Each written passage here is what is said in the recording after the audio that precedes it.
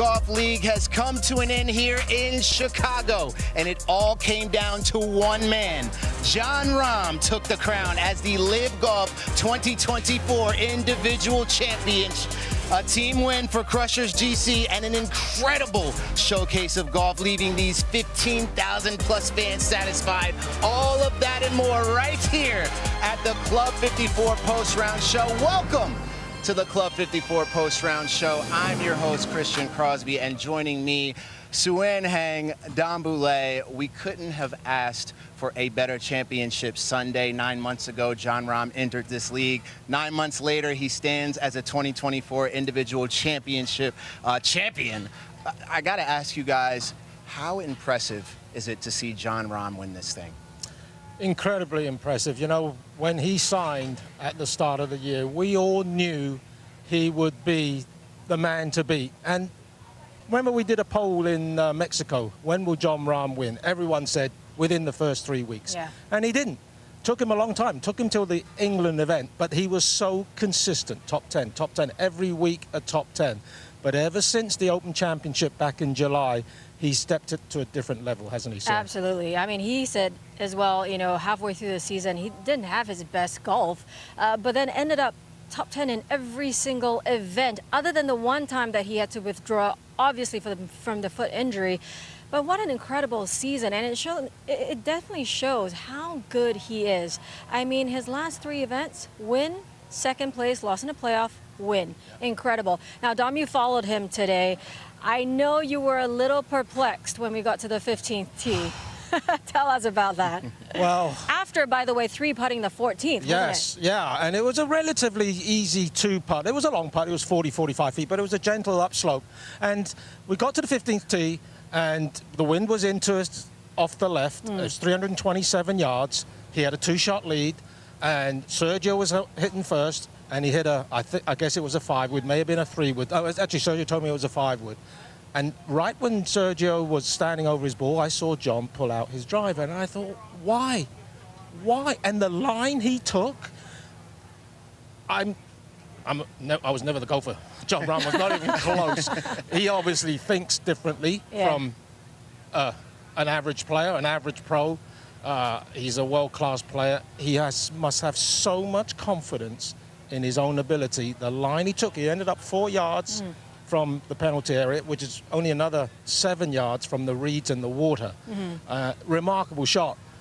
Not sure I still agree with it, because he didn't need to do it, because just a 5-wood to the right, and he would have left himself a 30, 40-yard little pitch, but that just shows you his mindset's different. Yeah, but also I think the way he's been driving the entire week has been so good. It's one of his best driving weeks by far. But also, I think he was preparing for Waco to potentially do what he did yesterday, which was to birdie the last 3 of his last 4 holes. So I think he's maybe anticipating that and taking a more aggressive line. But, I mean, it is so impressive. Jon Rahm just coming in the very first season and just big dogging it. Well, Dom, Suen, let's take a look at the season-long standings from this league. As you look at these standings, talk me through it. I heard Jon say in his interview, one bogey all tournament felt real good. On the first day. I'd actually forgotten that he'd gone bogey 3 on the weekend. But yeah, very impressive. He ended up winning by, what, 16 points? What a season by Waco. How about Sergio? He made a par in the last to pit Tyrrell Hatton by 1 point.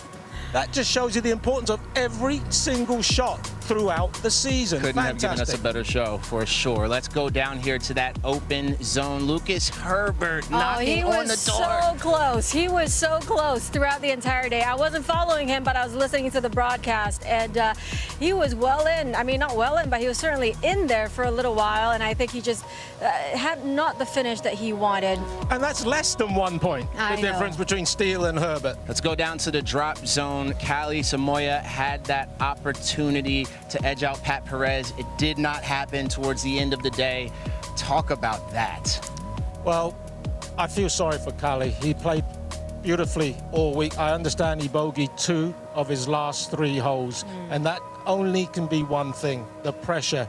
He felt the pressure of the moment, and he succumbed to it. And it happens. It's professional golf, it's professional sport. There's always pressure on every single shot. Here is that leaderboard. Jon Rahm, our champion there, had an 11 under finish. Waco Niemann back behind him. Talk us through this leaderboard. Is there anything here that surprises you? It doesn't surprise me, but it certainly is great to see Ian Poulter and Henrik Stenson up there. I mean, I know the Majestics are probably gutted they didn't get the podium, but a great performance by Ian Poulter. I watched him today. I think this was probably this week, but definitely today. Watching him, he's playing some of the best golf he's played in the last 3 years, and it is good to see him up there again. We know how capable he is. He is a fiery player, so it is good to see him playing well again. Yeah, and I tell you what, Majestics, they're a dark horse next week. They really are after the performance this week. We're going to talk more about that. First, let's check out your champions highlights from the day, ladies and gentlemen. It's Jon Rahm. Said he was nervous this morning. You know, he really was. I would be too for 22 million. Yeah. Good point, Suan. Yeah, then this is a birdie on 6th. What a beautiful putt. Look at that. Just tracking all the way, and he read that beautifully. I read it as a little bit more break, but Jon Rahm read it perfectly. And then on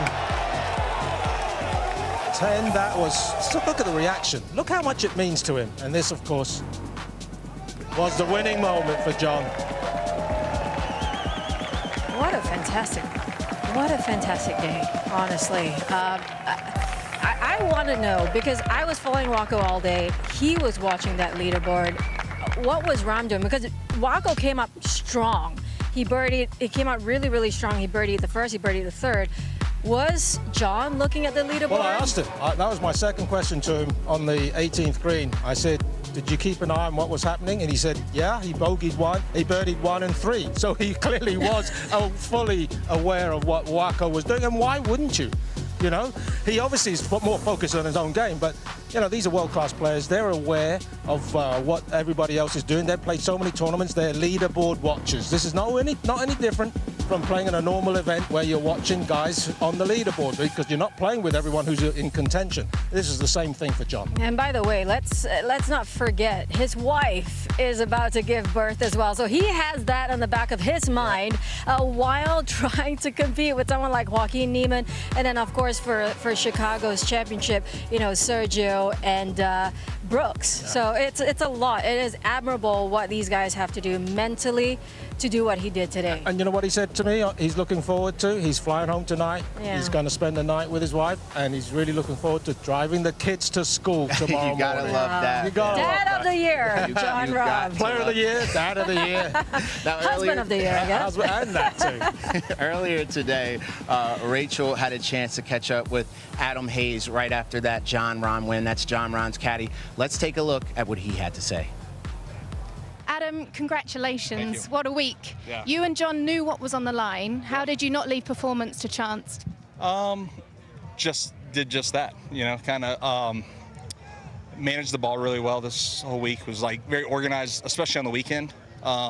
He wasn't, not making excuses, he wasn't feeling great on Friday. But Saturday and Sunday, he just very organized golf, no bogeys. A lot of fairways, which are hard to hit out here. The fairways were, I think, the firmest I've seen, other than maybe a few Open championships. So it was put a premium on the tee ball, so we did that very well, and then, you know, was able to give ourselves enough good looks to get it done.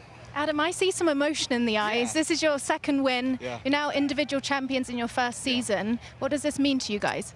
It's, you know, this year had a lot of expectations and different stuff, and you know, it's like, it's hard to not listen to the people, and you know, so when you have those expectations, and it's been a tough year for a lot of different reasons,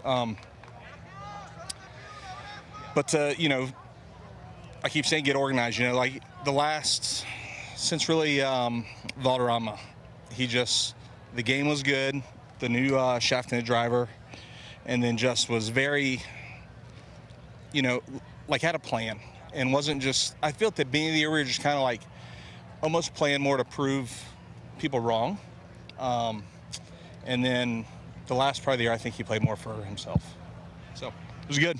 Yeah, Adam, you boys have done it. Go enjoy it. Get some more champagne. Thank you. And here they are live as they celebrate an incredible season from Jon Rahm. It was so fun seeing him get emotional there and speak to just this season long. Sue-Ann, as you watched that, what were you thinking? I don't know if it was fun to watch it. Honestly, I could feel his emotions because I think as a caddy, you really are in it with your player through and through it all. Now, we're not only talking about moments on the golf course, we're talking about moments outside the golf course. He mentioned tuning out the noise and how difficult that is. I mean, John really got a hard time when he made that decision to come over to our league, and so did Hazy, you know. So for him, he's in it. He's invested in it as much as John is, and it's big, it's huge, and I know he knows what John is going through, so I think he's feeling emotional for John as well. You know, you saw the emotion there. Like you say, they're a team. Those two, they spend more time together than John spends with his wife, and I'm not sure if Adam's married or than he spends with his wife. And I'm sure Adam feels for John with all the noise that surrounds him, with him joining this league, and I love seeing that. I love seeing that, and it's been a challenge for them all year.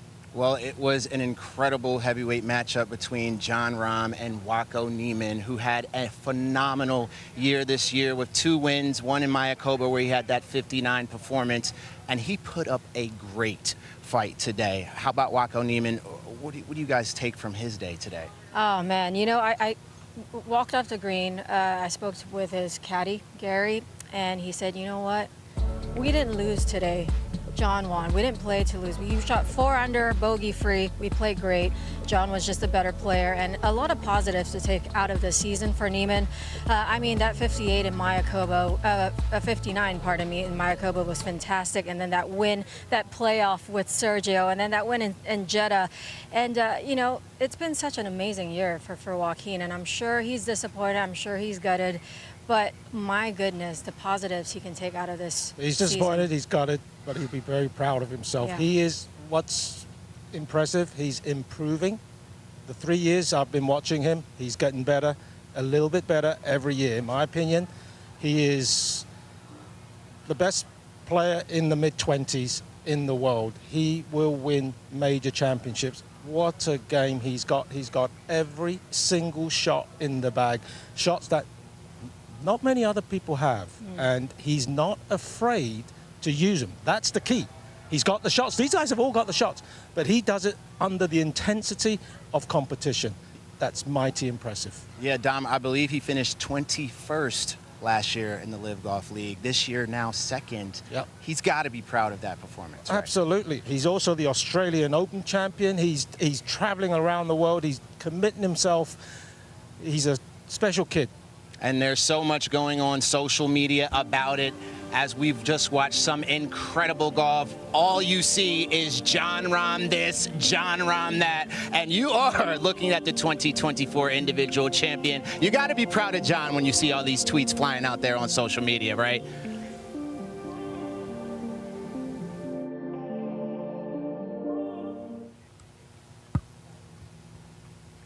And there's that beautiful clubhouse. Fans still here walking around as they see people celebrating. And this weekend, the great stories went beyond golf. Our Club 54 reporter, Annabelle Angel, caught up with Cam Smith and some very special guests.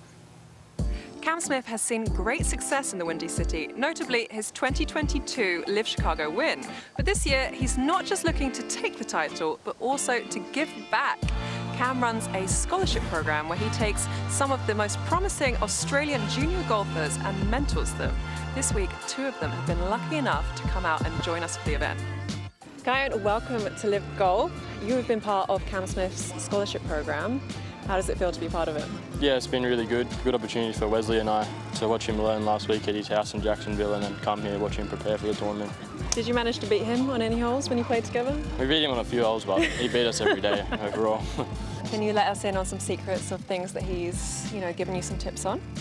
He's given us a lot of short game tips. He's so good around the greens and stuff. They've been kind of following the team around. The Ripper boys like to do everything together, so they've been a part of that this week, and they've had a lot of fun, and more than anything, I hope they just learn from us. What is your long-term goal? Our long-term goal, hopefully turn pro and be out here competing on Ripper. Yeah? Yeah. And you see Cam Smith there with Ripper GC holding up that Australian flag.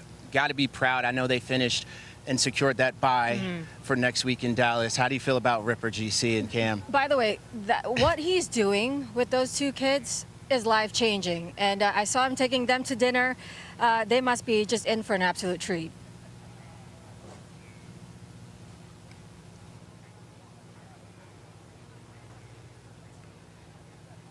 We couldn't have a Club 54 post-round show without the one and only Rachel Drummond, who's out at the chipping area. Rachel, tossing over to you. Hi, team. I'm a bit emotional about that interview with Adam. You could see it in his eyes how much it means, and these professional athletes, of course, wins mean a lot. Now we're going to talk about Rahm and how great his greens in regulation were, 75%, and his scrambling around the greens. He was 88% scrambling rate.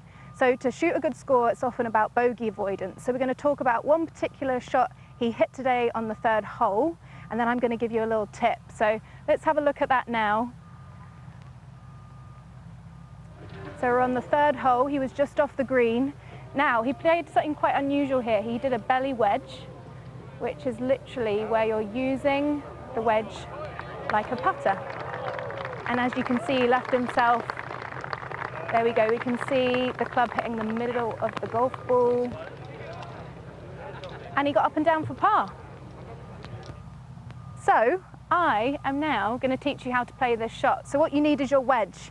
Now the reason he played this shot is for the percentage. He thought he could get up and down better with this club rather than using his putter. So as we always say, setup is crucial, okay? So what you want to do, you want to hit this shot with the leading edge of the club, and you want to hit it on the exit part of the stroke, which means you don't actually make contact with the bottom of the ball, you hit the ball in the middle, okay? That will help getting it rolling like a putt. So to do this, you want to set up with the ball further forward in your stance. What you're going to do is you're going to hover the club, and you're also going to grip the club like a putter. And then because you've set up this way, your hands are slightly further back. You can see they're just behind the golf ball. And then you're going to rock your shoulders back and through and hit it like a putt. So I'm going to go through that one more time. Setup is crucial. So balls forward in your stance, hands slightly back, and you're going to rock your shoulders like a putt, making sure you hit the middle of the ball and getting it rolling end over end. And this is a great way to make sure you can get up and down. So give this one a go, and you can get your scrambling rate like Jon Rahm. Amazing work, Rachel, out there giving us that chipping lesson. Joining us is Jerry Foltz here, Sue-Ann Hang sticking with us. We were just talking about Joaquin Niemann and his incredible season, Jerry.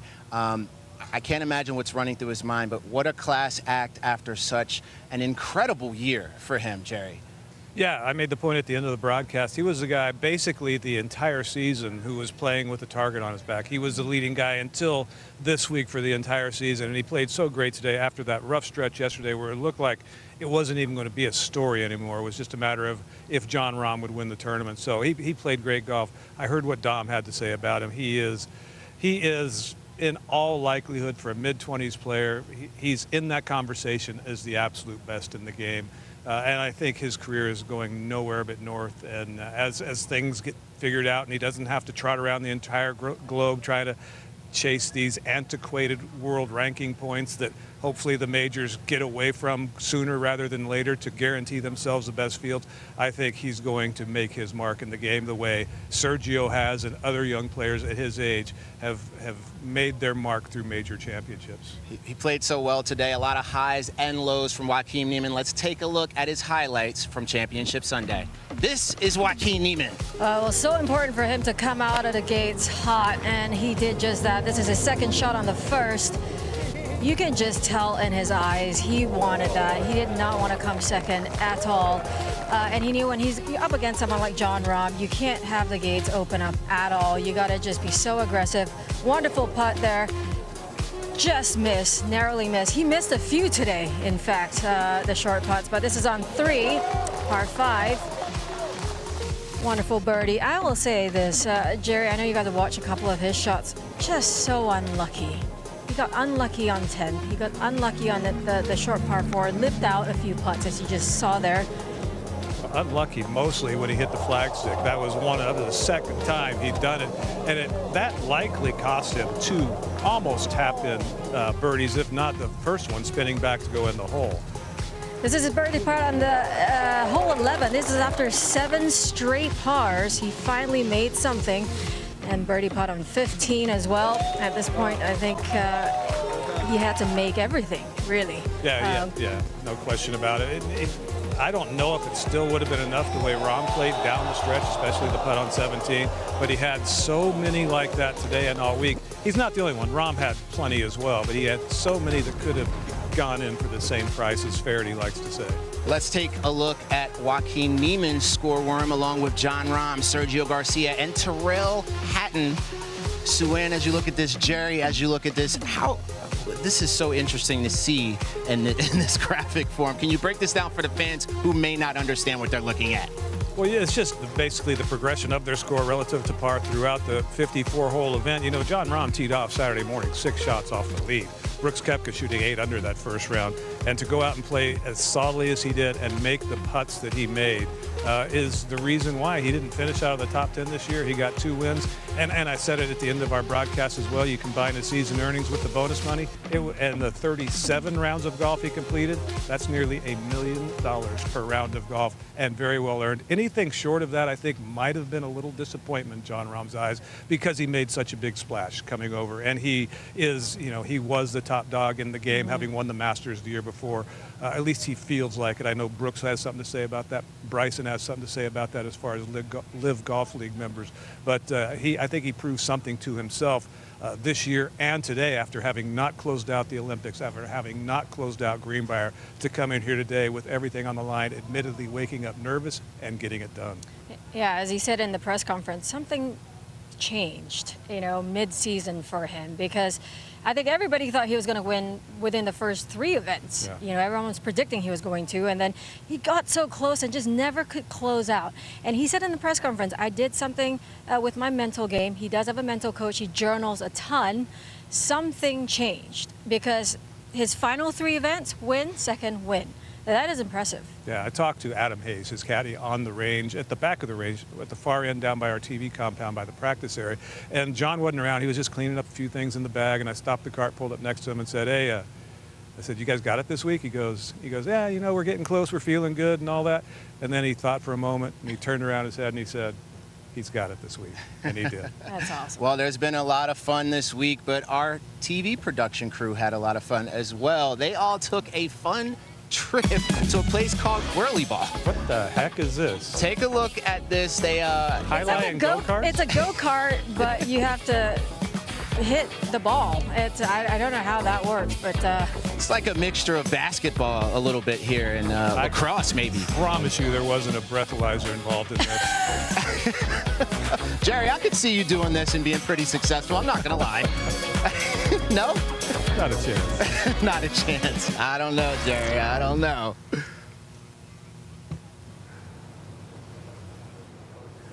Team Torquay plays hard both on and off the golf course. So when an opportunity came up to take a spin in a Maserati, they jumped at the chance.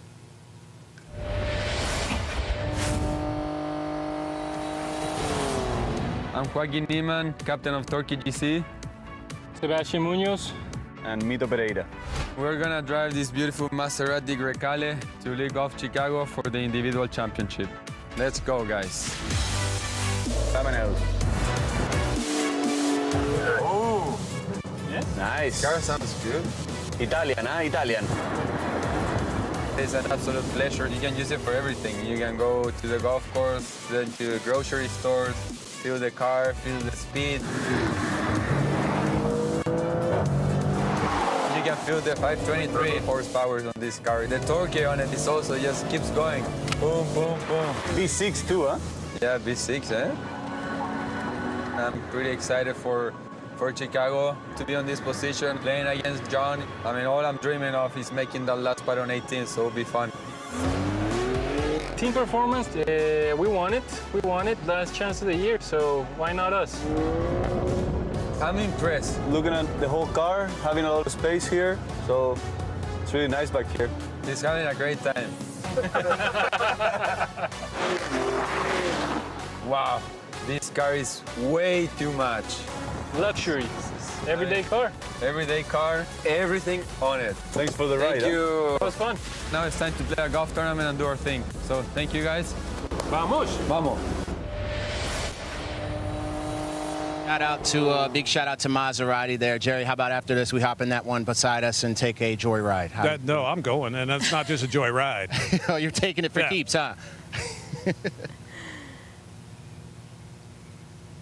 All right, let's take a look at the team season-long standings. Crushers GC cementing themselves as the top seed, making it clear they are the team to beat. Jerry, take us through the live team standings. Well, you know, the interesting thing was of all the different categories for players and for the teams this week to either get one of those top 3 seeds or get into one of the drafting positions where you get, or not drafting positions, but picking positions going into the quarterfinals on Friday next week.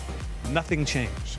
After all the machinations, all the computing, all the numbers, nobody made their way into the lock zone, nobody made their way out of the drop zone, and nobody made their way into those top 3. So we got Crushers who will be picking first on Saturday, but those 3 teams get the first round bye, and that is enormous. They all wanted it so badly. John Rahm wants that extra day at home with his wife, his expecting wife, and his kids. So, and here's that team championship bracket, Jerry. Tell me how important that bye is for these teams, Jerry. It's huge. It's absolutely huge. You know, anytime, Sue-Ann, you can take one whole day of competition away to eliminate a chance of being eliminated. exactly. It's huge. It's absolutely huge. Oh, yeah. I mean, I spoke to Cam in Greenbrier, and he said, oh, we absolutely want to have that Friday off to recover, number one.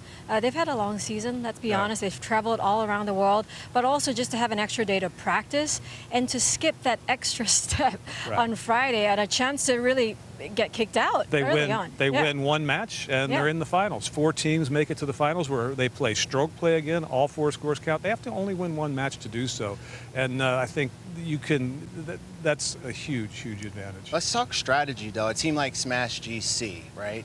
Who should Brooks pick? What's the strategy going into what opponent you choose? I'm not going to dog any of the other teams. I like them all. I mean, seriously. I think it's pretty obvious. You look at where everybody finished, and that helps you form an opinion. You look at how they've been playing of late amongst those teams that played poorly this year. If anybody's been kind of resurgent of late, that'll help form your opinion. And then you look at, most teams are going to hide in the match play. They're going to hide their 2 weakest guys, the guys who aren't performing well right now. They're going to put them in the alternate shot, the foursome match, and the 2 strongest guys playing singles. You look at how those matchups look to you as a captain on that specific course. There's a lot that goes into it. All these teams now have sophisticated organizations, and a lot of analytics will go into it as well. Yeah, I think there are a few teams that might not have performed that well this season, but certainly are ones that you don't want to pick. You don't want to pick them because statistically in match play, they could be pretty good. I mean, match play, stroke play, strategy is so different. It is so different. So you can't count some of those teams out completely. Right. And Harold and Pat Perez, 2 4 aces, are going to go into next week feeling like they're playing on house money. They dodged a bullet this week, both of them. Goodness, they could have easily both been relegated. And HV3 broke the news right here on the Club 54 post-round show that he will be paired with Pat Perez in the Dallas finals. Or maybe he's just confusing all of us. Those Who knows? You never know. Those two win, lose, or draw will lead in fun hat on that Friday competition. Let's talk about the Crushers. I feel like they just can do no wrong. What is the secret sauce for Crushers GC? Man, they are the new dynasty. They are the new dynasty. I think all of them just play really solid golf throughout the entire year. I don't think any of them really had a bad season at all. I mean, you look at Bryson, obviously what a phenomenal year for him. Anaban came close a couple of times. It's still great performance. But yeah, I mean, they are the team to beat, man. They are the team to beat. They're defending that title. They believe in each other. Yeah. Well, I want to thank you guys so much. Thanks to all of the viewers who just watched. That is a close to the Live Golf League 2024 regular season, and John Rahm finds himself as the champion. We will see you guys in Dallas for the team championships. Jerry, Sue-Ann, are we getting are we going to close this thing out right together? We got one more word to say to you guys. Jerry, you got me? Sue-Ann, you got me? 1, 2, 3. Peace. Thanks for watching the Club 54 post round. Show. See you in Dallas.